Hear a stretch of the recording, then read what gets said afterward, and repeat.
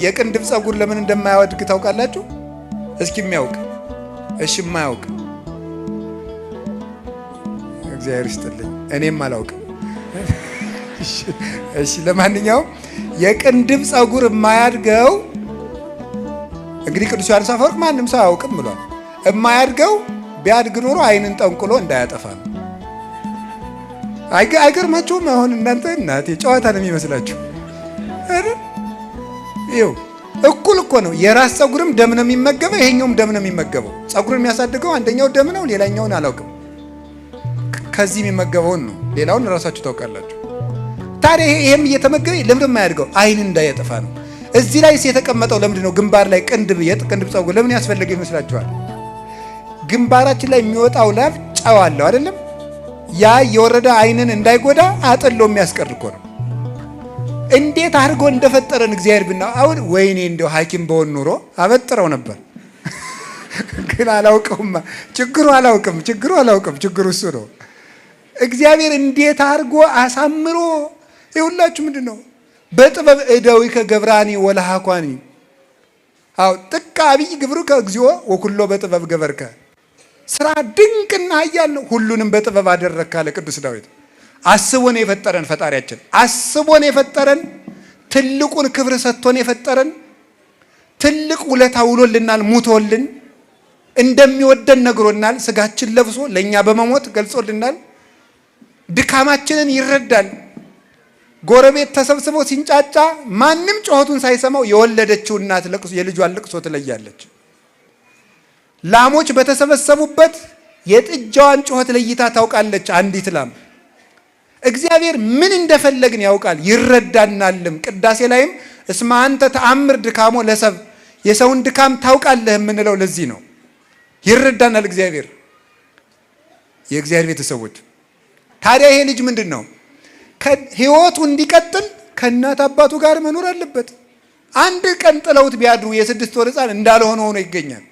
ከእግዚአብሔር ከተለየን እንዳልሆነ እንሆናለን። የሕፃን ልጅ ማሸነፊያው ምንድን ነው?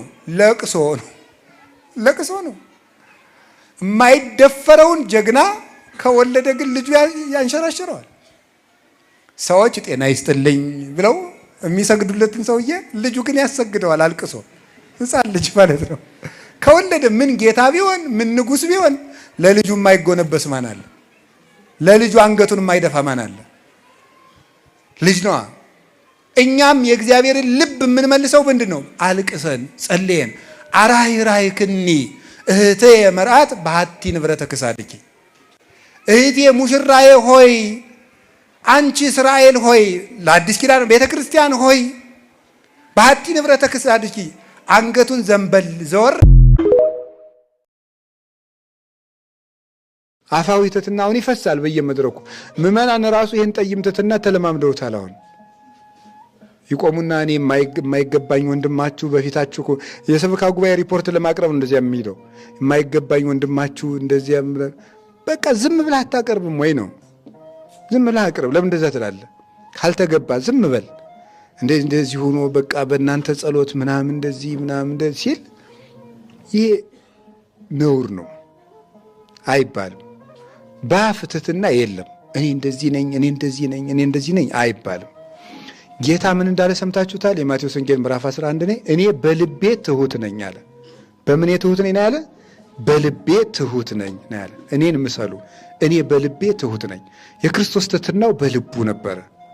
አፋዊ ትሕትና ኧረ አይገባም የሚለው እንዴት እንደሚሰለች የውሸት እኮ ነው። ጤና ይስጥልኝ ከዚህ ላይ ሰው ይቀመጡ፣ ኧረ ለእኔ አይገባም። ልብ ርር የሚያደርገው ይሄ ማለት ነው። እግዚአብሔርማ እንዴት እንደሚጠላው እኛን ሲሰለችን።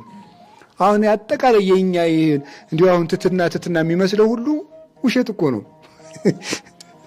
ሰው ትዕቢተኛ እንደሆነ የምታውቁት እኔ በጣም ኃጢአተኛ ነኝ እኔ አይገባኝም ይላል። የሆነች ቦታ ላይ ግን ጫን አድርጉት፣ እንደ ኮምፒውተር በተን የሆነች ቦታ ላይ ነካ ስታርጉት ብሎ እንደ ነምር ማበጥ ይጀምራል ማለት ነው። የሁላችሁ ችግር እኮ እሱ ላይ ነው። እንደ ነምር እኮ ነው። እንከባበራ ይላል። እንደዛ ማለት የሚጀምረው ይህ እንዲሁ ምስኪን እንዲሁ አንዱ መነኩሴ እንዲህ አለ።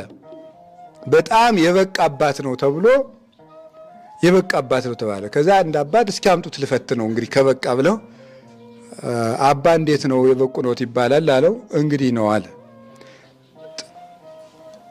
ግን እማትረባ ሰው ነህ አለው። ስድብ ይሰድበው ጀመረ። ተቆጣ። አይ ብቃት አንተ ውስጡን ሌባ ዘርፎት ቀለም ተቀብቶ ተቆልፎ የተቀመጠ ቤት ትመስላለህ አለው። በቅተሃል እየተባልክ ሲሰድቡ የማትችል ከሆነ ገለባ ነህ ማለት ትዕቢተኛ ነህ ማለት ነው። የበቃ ሰው ትሁት ነው። ሲሰድቡት ስድቡ ይገልጸኛል ነው የሚለው።